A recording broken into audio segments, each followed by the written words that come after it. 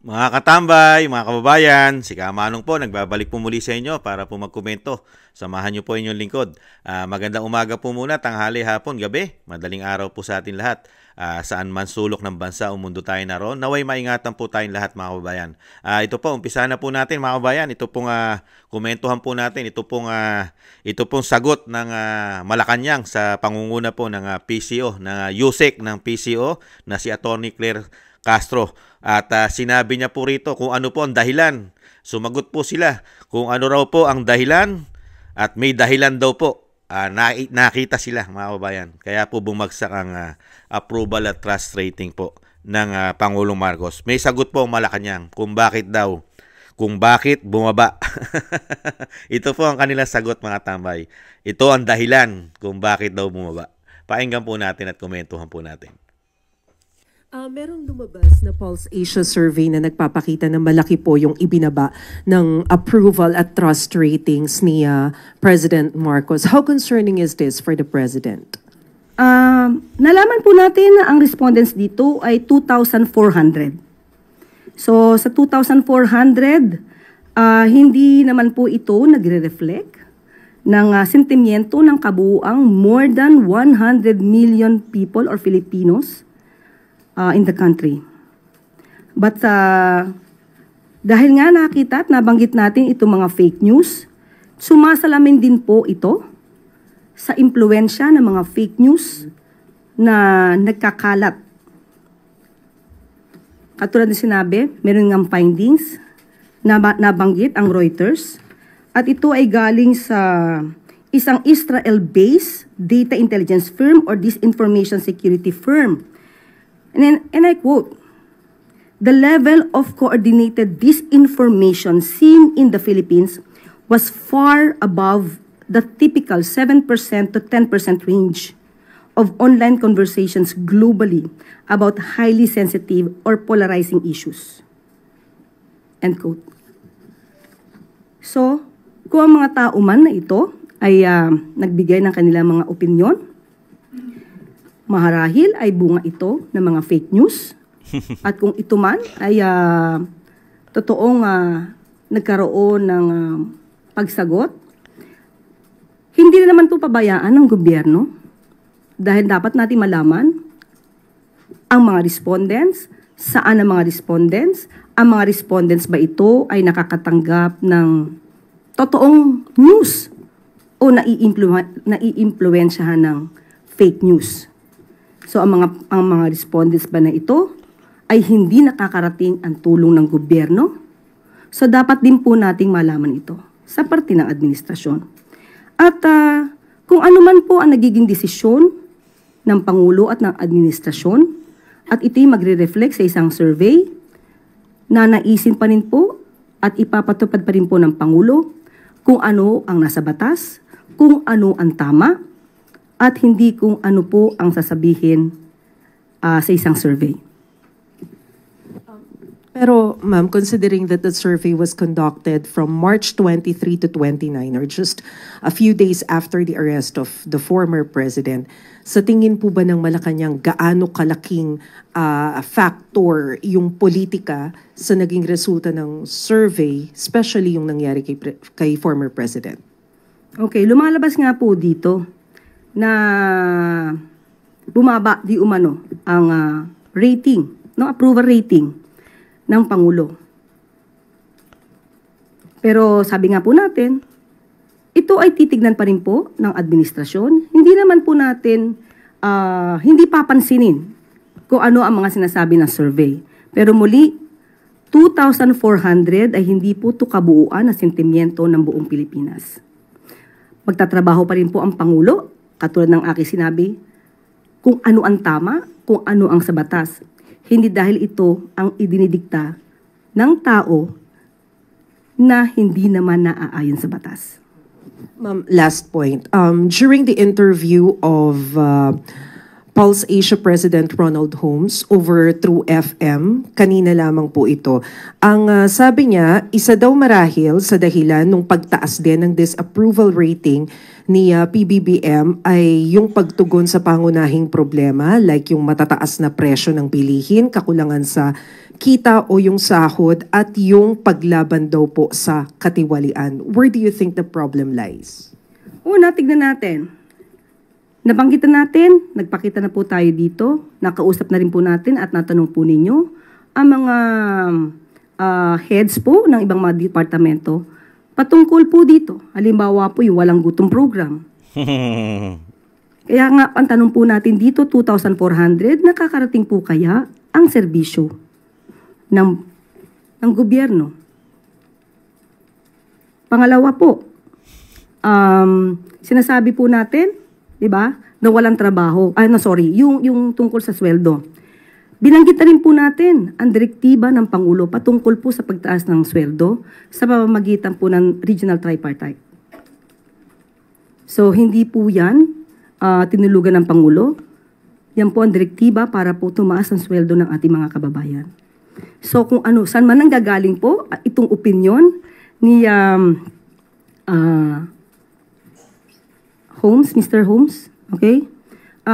Yan ay kanyang opinion. Siguro mas maganda rin po na malaman niya kung ano ba talaga yung katotohanan. Baka po kasi nasasapawan ng good news ng mga fake news. Salamat na. Ayan mga tambay, binabanata na po ni Yusek ang Pulse Asia po mga tambay. Baka daw po nasasapalan na ng good news.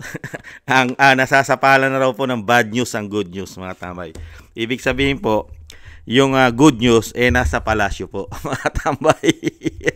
At ang fake news ay ang Pulse Asia mga tambay. Ang Pulse Asia po o Pulse Asia o Pulse Asia minsan po tinatawag pong Pulse yan Pulse Asia po ay sila po ang fake news po ngayon mga tambay. Ayan, nagpapakalat po kayo ng fake news ngayon. Hindi po kayo pinaniniwalaan ng palasyo ng Yusek kasi 2,000 daw po ang inyong sinervey at hindi po yan magpipresenta at sinasabing lahat po ng mahigit 100 milyon daw po ayon sa Yusek ay hindi po yan ang representative ang survey ng Pulse Asia mga tambay. Yan 2,000 plus mga tambay. Samantalang noong mga panahon na tumataas ang survey ng Pangulo ay puring-puri po nila ang survey company. Samantala ngayon, bagsak ang survey ng Pangulo. Hindi raw po magpipresenta ang survey ng Pulse Asia, mga tambay. Saan po ba talaga dadalin? Saan po kaya talaga dadalin ang survey company? Pag pumapabor sa kanila, totoo daw ang survey. Pagka hindi na po pumapabor sa kanila, mga tambay, hindi nakapanipaniwala ang survey, mga tambay. At talagang unbelievable.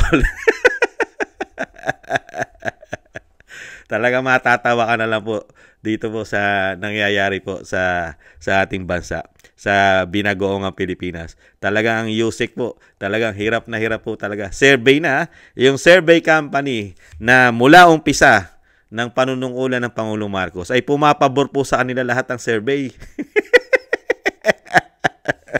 Pero ngayon po, mismo na po ang presidente po ng Pulse Asia na po nagsalita ay binigyan po, nagbigay po ng dahilan Ang dahilan po, ang nakikita raw po ay hindi po yung pagtugon ay hindi natutugunan. Ano po 'yon? Kahirapan, korupsyon, at syempre po pati ang sweldo ng taong bayan, ng maliliit na manggagawa ay hindi natutugunan. Ano sabi ng isang Yusek, hindi raw totoo. Nagkakamali pa ang presidente ng Pulse Asia mga tambay. Unbelievable. Nakikita po ba natin na natugunan ang kahirapan, kakulangan ng trabaho ng 3 taon? Tapos hindi po matanggap yung survey ng Pangulo ng Yusek na siya na po ang pinaka-worst sa survey na nanungkulan po sa parehas po ng taon sa loob ng 3 taong panunungkulan. Yan po, siya na po ang pinaka-worst na presidente dyan sa 4 na yan. na hindi po matanggap ng isang Yusek Claire Castro. Hindi niya po matanggap, mga tambay. Kaya po fake. Fake po. Naniniwala po sa mga fake news ang survey company. Kaya itong survey company po ngayon, mga tambay, kumukuha na po ng survey ngayon sa mga fake news. Fake news daw po ang kinukuha ngayon dahil naniniwala raw po sa fake news ang survey company na Pulse Asia, mga tambay. Dahil po rito, siya na po ang pinaka-worst na presidente sa nagdaan po sa ating bansa sa loob ng 3 taong panunungkulan, mga tambay. Nung araw po, ang dating Pangulong Gloria po ang pinaka-worst dahil siya po yung nakakuha ng 30% approval at trust rating po sa loob ng kanyang panunungkulan ng 3 taon. Napakababa. Pero ngayon, si Pangulong Marcos Jr. na po ang nakakuha po ng record. Ayan. Siya na po ngayon ang record. Record na po siya. Siya na po ang record holder ng 25% approval at trust rating ng Pangulo. Si dating Pangulong Benigno Aquino III ay 68% ang nakuha niya po nung 3 taon na siya ay Pangulo nung mga panahon niya. Ang Pangulong Duterte naman, dating Pangulong Duterte, sa loob ng kanyang panunungkulan ng 3 taon po lamang ay 87% ang nakuha niya sa loob ng 3 taon. Ito po si Pangulong Marcos, siya na po ang may hawak ng record holder. Naipasa na po ang record holder ni dating Pangulong Arroyo sa kanya na 30%, siya po ay 25%. Siya na po ngayon na talagang bihawak ng record, mga tambay. Naipasa na po ang record, mga tambay. Na-break na po. Breaking na po ito. Na-break na po ni Pangulong Marcos ang record ni dating Pangulong Arroyo na 30%. 30%. Siya po ay 25%.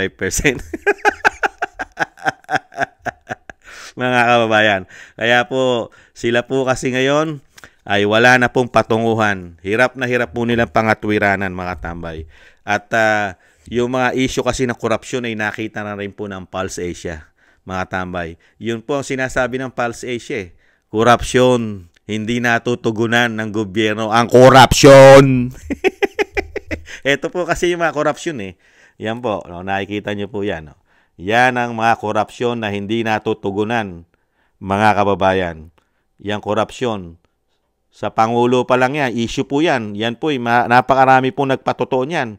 Nahandyan po sila Congressman Ungab, Vice President Sara Duterte, dating Pangulong Duterte, sila Attorney Vic Rodriguez, at marami pang iba ang nagsasabi po diyan sa issue ng korupsyon na hindi natutugunan ng Pangulong Marcos. Kaya sad-sad po ang kanyang survey. Ano po yon? Ibalik tanaw po natin. Ang issue po ng korupsyon ng Pangulong Marcos na hindi po natutugunan at hindi po naimbestigahan. Unang-una po ang gold reserve. Ang gold reserve po ng Pilipinas ay napakarami pong issue yan. Ang sinasabi po dyan ay 129 billion ang pinagbilan daw po niyan. Nasaan na po ang pinagbilan at sino po ang bumili at kanino binenta. At nandyan din po ang issue ng PhilHealth. 89.9 billion. Usapin na po yan sa Korte Suprema. Issue po ng korupsyon yan. Nasaan na po ang issue ng Maharlika Investment Fund? Kamusta na po yan? Hindi po bababa daw yan sa 250 billion. Mapakalaking pera. Nandiyan pa ang GSIS, 62.5 billion. Nandiyan pa ang SSS, 62.5 billion. Land Bank, 62.5 billion. PDIC, 117 billion. At ang napakalaking confidential intelligence fund ng Pangulo sa loob ng 1 taon ay hindi bababa daw po sa 4.5 billion. At nasaan din daw po ang investigasyon ng issue ng flood control project na 5,500 na tapos na raw sa kanyang panunungkulan, ay merong tumataginting na 500 billion na walang investigasyon. May corruption ba? At nahandyan din po ang mga loan for health system ng mga rural area na tumataginting na 28.7 billion. Puro billion po ang pinag-uusapang issue ng korupsyon. At issue rin po ng isang damukal na tumatama na merong korupsyon daw po sa loto. At ang pinakamabigat na issue na may ugat ng korupsyon, mga kababayan, alin? Ang 2025 national budget, mga katambay, tumataginting na 241 billion daw po ang naikarga o nailagay sa magic na blanco. Yung blanco, naging magic. Instant 241 billion daw po. Dahil ito'y mga priority. Mga priority na kailangan ilagay muna raw po sa program nila. Dahil nahandyan ang mga priority. Ayon po yan kay Congressman Ungab, kay Atty. Vic, at usapin na rin po yan sa Korte Suprema. Nakita nyo po. Paano po tataas yan, Atty.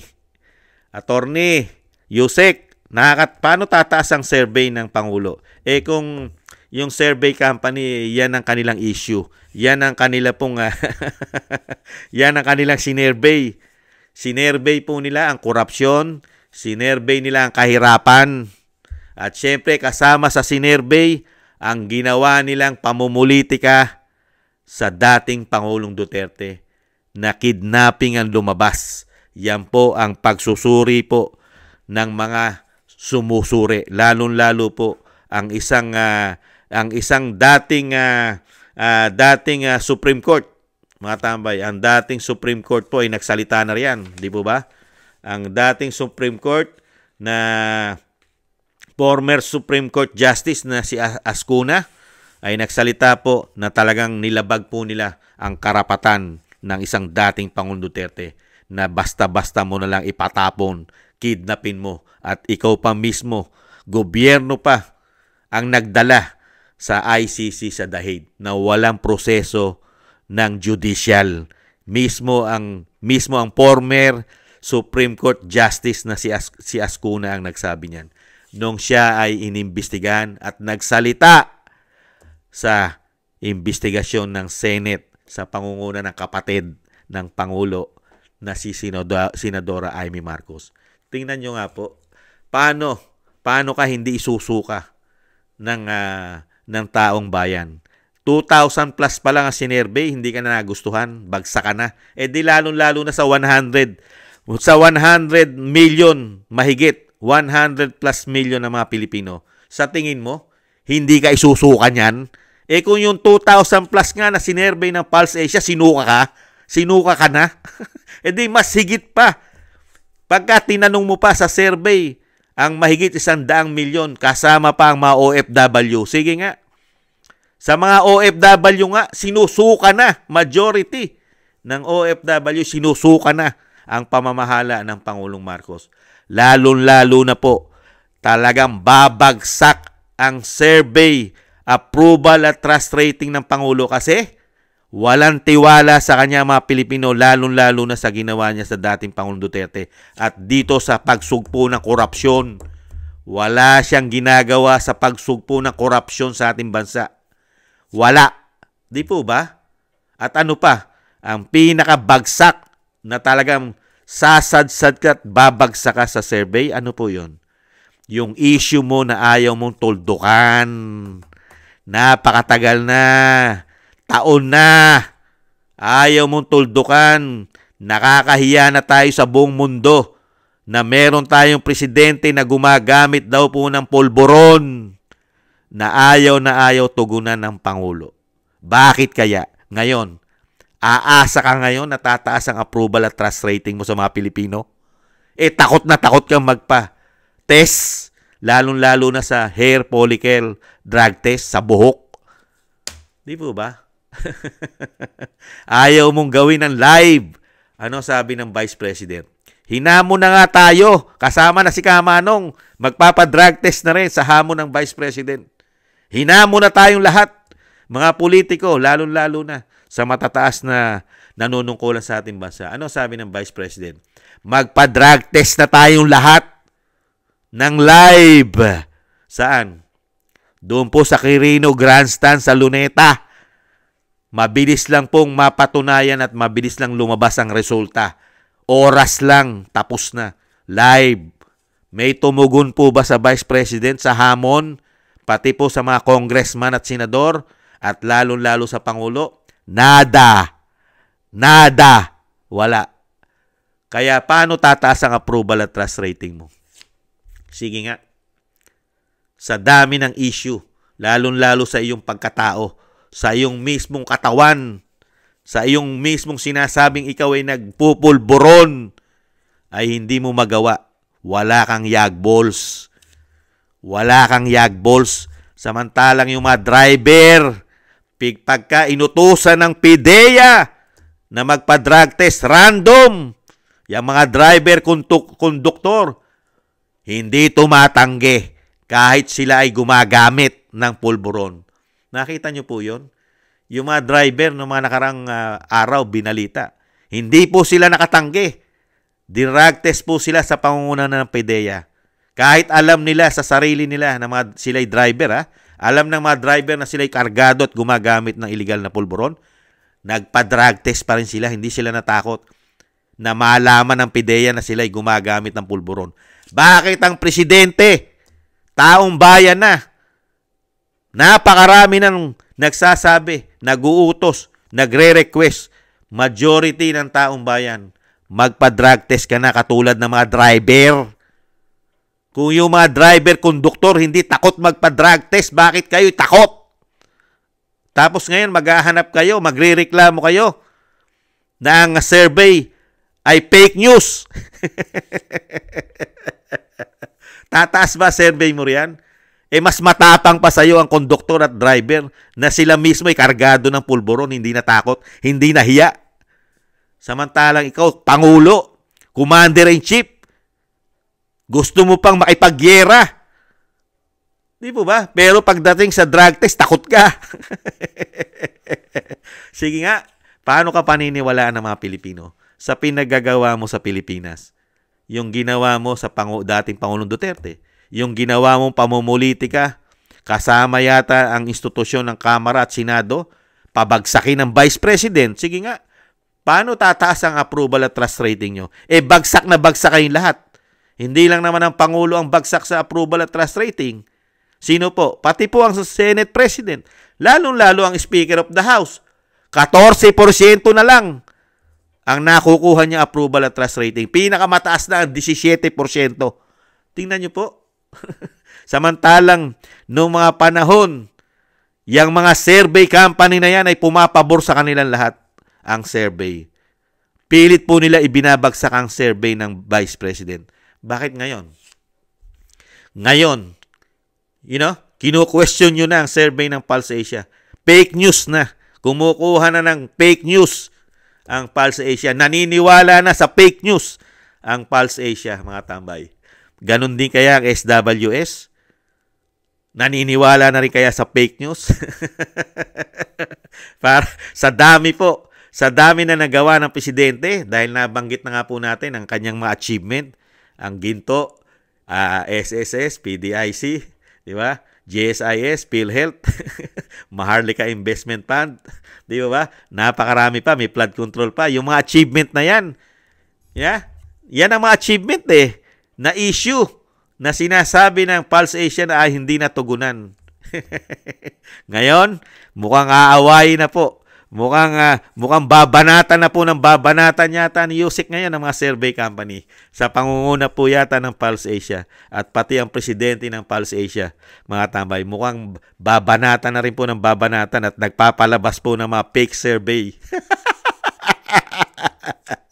Ayan, mga survey company. Ngayon, nakatingin kayo ngayon. Ayan, pinakita sa inyo ng isang Yusek ang katotohanan na hindi kayo kapanipaniwala na survey. Bakit? Ano sabi ng Yusek? Hindi katanggap-tanggap at hindi kapanipaniwala na ang magpipresenta lang sa mahigit 100 milyon Pilipino kasama ang OFW ay 2,000 plus lang na ise-survey nila. Hindi na kayo kapanipaniwala at hindi yan katotohanan at hindi magiging totoo, mga tambay, na i-survey nyo. na yan ay magpipresenta sa mahigit 100 milyong Pilipino. Mga tambay. Yan. Si Yusek na nagsabi niya na, hindi dapat paniwalaan at hindi katanggap-tanggap ang survey na ganyan. Dahil 2,000 plus lang ang sinurvey at mahigit 100 milyon ng Pilipino. Yan Si Yusek na nagsabi niyan na talagang hindi dapat paniwalaan ang mga survey company. Kaya po yung ginagawa pong survey na sinasabing nangunguna sa survey ang mga inendorso, ang grupo ng alyansa, ay huwag po tayong maniniwala dyan na sila po ay nangunguna na gusto sila ng 100 milyong Pilipino, na mahigit 100 milyong Pilipino na sila ay gusto at manalo sa pagiging senador at mga congressman. Hindi po. Huwag po natin paniwalaan yan. Dahil mismong sa Malacanang na, sinasabi ng Malacanang na hindi dapat paniwalaan ng mga survey dahil hindi yan nagpipresenta o nagre-representative sa mga Pilipino na mahigit 100 milyon ang sinesurvey nila. Kaya ngayon, mga kababayan, mga katambay ko, erase na natin yan. Ang totoong survey ay ang magaganap sa botohan sa Mayo. Ang pinakakalaban po natin ay hindi ang survey company. Ang matindi po nating kalaban, mga kababayan, ang matindi pong nagbibigay ng problema sa halalan, hindi po ang survey company. Ano po? Ang COMELEC. Ang COMELEC po. Yan po ang napakarami pong issue. Mas garapalan pa daw po yan di umano sa survey ang COMELEC. Meron pong nagpapatotoo dyan, mga kababayan. Si Atty. Glenn Chong, si Atty. Respicio. Meron pang mga politiko na nag-back out. Nanunuhol ng napakalaking pera, bilyon. Pero, nakaprogram na raw po di umano ang mananalo sa COMELEC. Ibig sabihin, maraming pera. Yan po ang number 1 problema po natin ngayon. Mga tambay, COMELEC.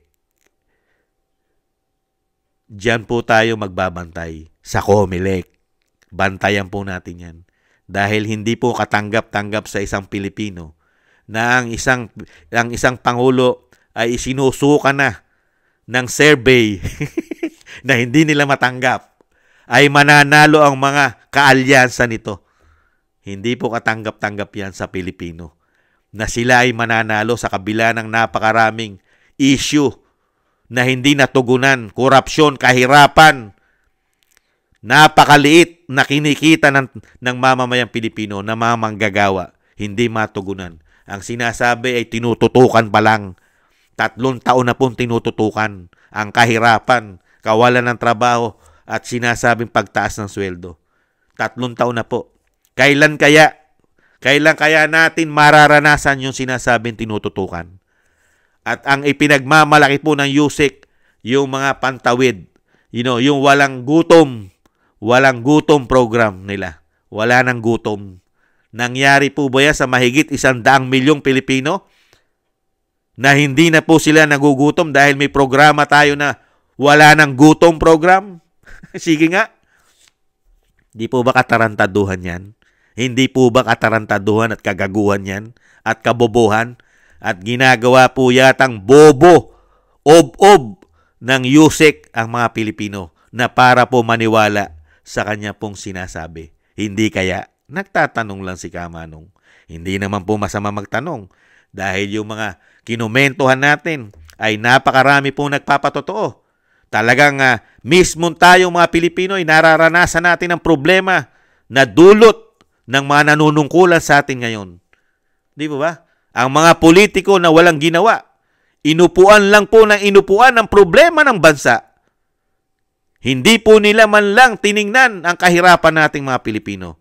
Ang tiningnan at tinutukan po ng ating mga politiko ay pamumulitika sa mga Duterte para pabagsakin. Ano pa? Korupsyon. Isang damukal na issue ng korupsyon. Mismo sa kanilang mga institusyon ay nahandyan ang napakalaking kargado ng korupsyon daw. Nakita niyo po? Nakita niyo bang pinagtulungan nila ang kahirapan ng bansa? Pinagtulungan ba nila ang kakulangan natin sa trabaho? Tinutukan ba naman lang nila na mapataas ang ating sweldo dahil sa napakalaki na po at napakamahal ng gastusin at napakamahal na mga bilihin sa ating bansa? Nada! Di po ba? Ngayon, hahanapan mo ngayon ng mataas na survey ang isang Pangulo. Ang hahanapin mo sa Pangulo, may katotohanan. Alin? Breaking record. Record holder na siya ngayon. Pinaka-worst, pinaka-bagsak na approval at trust rating sa kasaysayan ng bansa sa mga naging presidente na nagdaan. Di po ba? Siya na po ngayon ang may karga-karga at siya na po ang may holder. Siya na may hawak ng trono. Hawak na niya po ang trono ngayon na pinaka-bagsak na approval trust rating sa mga survey company. Pero ang sagot lang po ng isang USEC, fake news kayo! Fake news! Hindi maniniwala ang palasyo dahil hindi magpipresenta yan sa mahigit 100 milyon. Yang sinervey ng mga Pulse Asia na yan. Hindi. Naniniwala yan sa fake news. Hindi yan naniniwala sa mga totoo. Ay, boom! Boom! Ano pa kaya ang mga susunod na katwiran ng USEC? Abangan po natin mga kababayan kung ano pa ang susunod na ikakatwiran ng USEC, ng PCO, kung ano pa ang gagawing pangangatwiran para ipagtanggol. Sino pa kaya ang susunod na babatikusin ng USEC at sasabihin fake news? Ngayon po, kasama na po sa nagpapalaganap at nagpapalabas ng fake news na survey ay ang mga survey company na misan po nilang pinagkatiwalaan at misan po nilang hinangaan dahil mataas po ang kanilang mga survey noong mga nakaraan. Ngayon po, hindi na po nila hinahangaan. Binabatikos na po nila ngayon. Mga kababayan, unbelievable. Ngayon, nakatatak na po sa mga Pilipino na meron na po, pinasa na po ni dating Pangulong Gloria Aquino. Ni dating Pangulong Gloria Arroyo, pinasa niya na po ang kanyang trono na 30%. Ipinasa na po sa Pangulong Marcos na meron na po siyang 25% na pinaka-lowest approval at trust rating sa kasaysayan ng survey sa Pangulo, mga kababayan. Congratulations! I-congrats po natin ang Pangulong Marcos. Siya na po ang may tangan. Siya na po ang may holder. Record holder na po siya ngayon. Congratulations, mga tambay. Isa po yung napakagandang achievement ng isang Pangulo, mga tambay. Nasa iyo lahat ang asset, pera ng taong bayan. Nasa iyo, ikaw ang kumukontrol ng bansa. Nasa iyo ang kayamanan ng Pilipinas, pati ginto. Pero sa kabila nun, bagsak ang iyong approval at trust rating. Nasa iyo lahat ang kapangyarihan. Unbelievable. Tinalo ka pa ni dating Pangulong Gloria Arroyo. Hindi mo kailanman matatalo ang isang Rodrigo Duterte na 87%. Marami pang tumitira dyan. Nahandyan pa ang mga makakaliwang grupo na galit dyan. Di ba ba? At lalo-lalo mga drug lord. Galit na galit dyan. Mga addictus, mga kriminal. Di ba? Napakarami po. Mga terorista, mga galit na galit. Pero sa kabila nun, napakataas ng survey. Nangunguna ang dating Pangulong Duterte. Kaya po, yan po ang kinalabasan, mga tambay. Yan po ang mariin at talagang pinaninindigang sagot ng isang USEC tungkol po sa pagbagsak ng Pangulong Marcos sa approval at trust rating. Yan po ang kaniyang paniniwala. At yan po ang narinig natin. Ang survey company na po ang may problema. Hindi po ang Pangulong Marcos ang may problema sa kanyang panunungkulan. Ang survey company po ang may problema ngayon, mga tambay. Dahil naniniwala na po sila sa fake news. Kaya fake survey po. Muli po mga tambay, bago po tayo magtapos, marami-rami po tayo i-shoutout ngayon. Mga tambay, unahin po muna natin i-shoutout, mga kababayan. Siyempre po, ang mga nagbibigay ng biyaya at tulong sa inyong lingkod, mga tambay. Thank you po sa mga biyaya. Shoutout po, Kingston 123 ng Hong Kong, Eric Hershio ng Canada, Jake Yahut, 4531 ng Maisog, California, USA. Gina Ray, Solid DDS ng Berlin, Germany. Julieta Silona ng Sydney, Australia. Si Jem Aris ng United Arab Emirates.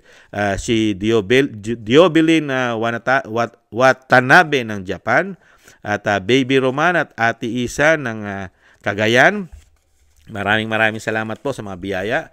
At syempre po, shoutout po sa ating mga kababayan. Nagpapa-shoutout. Shoutout po, Jasmine Channel, Telma Pasawa, Dan Rivero ng Alaska, Bon Rosales ng France, John Sarip ng Amsterdam, Holland, Jonah Banks ng Milwaukee, Wisconsin, USA, Ma'am LB Sermani ng North Miami, Florida, USA, Grace Obet ng California, USA, Michelle Del Valle ng New Zealand, Sara Nakamura ng Japan, Melencio Bandibas ng Jeddah, Arabia, Trojanta ng Korea, Lopez Ibina ng Saitama, Japan, Librado Reyes ng California, USA, Danilo Basan Jr. ng Saudi Arabia, Roberto Papa, United Kingdom, 29, Narciso Esteban, Reynaldo Pexon, June De Jesus, Lee Chen, Ana Santos, Bon Rosales, at si Benjamin Garduque, Pepito Cabiso, Victoria Denbour ng Netherlands.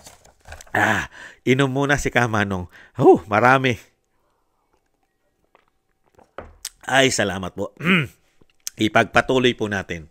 Si Nida Diongley ng Italy, Mary Tom ng Honolulu, Aloha, Donaldson Paras ng Canada, Dorina Villa, Clara Ibarra, Luz Ferrer, Victoria Carrera, at LKD 459 ng Belgium, Hermogenes Maramag, Manuel Ramos, Nershin ng Kingdom of Saudi Arabia, Alexander Advincula, Dennis Velasco, Lorna Grandman ng Australia, Annie PH Vlog Official, Richard Macelones ng Davao City, Roberto Papa ng Blackpool, United Kingdom, Pedro Roque ng Ontario, Canada, Feliciana Vergara ng Los Angeles, California, USA, Analisa Besorio ng Saudi Arabia, Mel Caserna ng Israel, Veneracion Seblos, Sandy Donan ng Osaka, Japan, Just Got Lucky ng Houston, Texas, USA, Ruth Perdos ng Kuwait, Zenaida Garcia from Italy, Sayan Nico ng Saitama, Japan,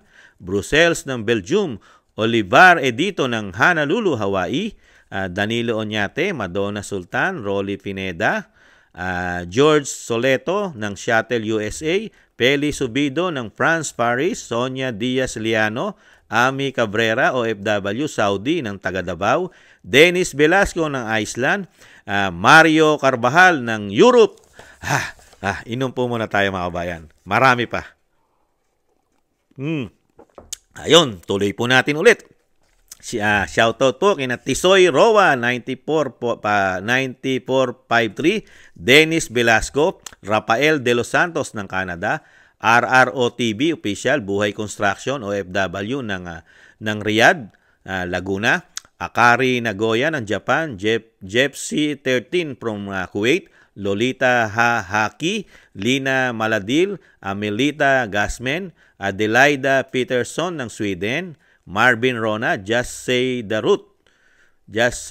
Truth ng Tagum City, Giovanni Ayunan, Telma de Asis ng Sarangani Province, Mindanao, Kitty Hello, Francis Borromeo, DMTV Macau, si Benguet Handicrafts, ako si Pilam, Salina JN8BB, si Chad De Guzman, Rosalinda Cortez, Lima Maladil, Joselito Edgar Billan, Maridel Capuno ng Denver, Coronado, USA, Linda Arsenio, Jing Anciano ng Bahrain, Asuncion Padilla, Candido Impante, Seni Maclay, Lani Paloma ng Italy, Ali Pereira, Dennis Velasco ng Iceland, Lolita Chu,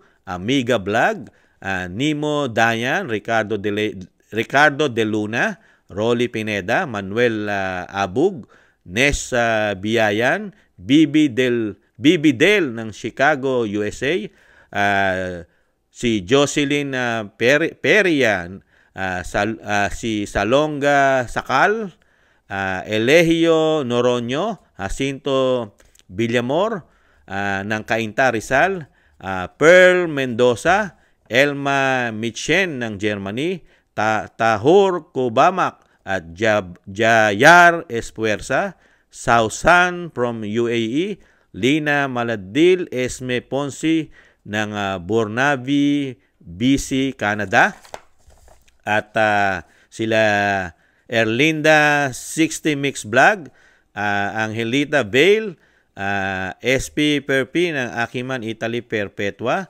Paulino Ablas, Josephine Quindosa ng OFW Italy, Senaida Ariola ng California, USA, Milagros Lee, Gladys Sherpa ng India, Helen Nape ng Turkey, Miyaka Smith, Maria Teresa De Jesus, Veneracion Seblos ng Cebu, Arthur Aquino Art, Ariel San Soriano, Judith Proctor ng Perth, Australia, August Abril, Bienvenido Tomesa, BCBs, Mr. Kruner ng San Francisco, California, USA, Beth D, UAE, OFW, Jellyfish ng Hong Kong, Rodolfo Lora ng Davao City, Rolando Guerrero, Raji Kayamashita ng Japan, Alex San Jose ng Poland, Neil Eva Byron ng Australia, Crisanto de la Paz, USA Livestream, and Jasmine Jimena. Maraming salamat po mga kabayan at thank you po. Shoutout po sa inyo lahat at ingatan nawa po tayo. At shoutout din po sa ating mga kababayan sa kasulok-sulukan po ng bansa. Ingat-ingat po tayo mga kababayan. Ingat po at konting tiis na lang po mga kababayan. At mababago na po ang sistema po ng ating gobyerno. At shoutout din po sa ating mga kababayan sa kasulok-sulukan ng mundo na may Pilipino, may OFW. Shoutout po, ingat-ingat po tayo mga kababayan at mabuhay po kayo mga bagong bayani. At syempre po, bago po tayo magtapos, huwag po nating kalimutan mga kababayan na lagi po natin isama sa ating mga dasal at panalangin na maingatan po. Lalo-lalo po, madugtungan po sana ang buhay ng dating Pangulong Duterte, maingatan po ang kanyang kalusugan at mabigyan pa po siya ng mga maraming kalakasan at makauwi po sa lalong mabilis sa ating bansa. Isama po natin sa mga dasal. At maraming salamat po mga kabayan. Sa muli po, si Katambay Manong po, nagpapasalamat po.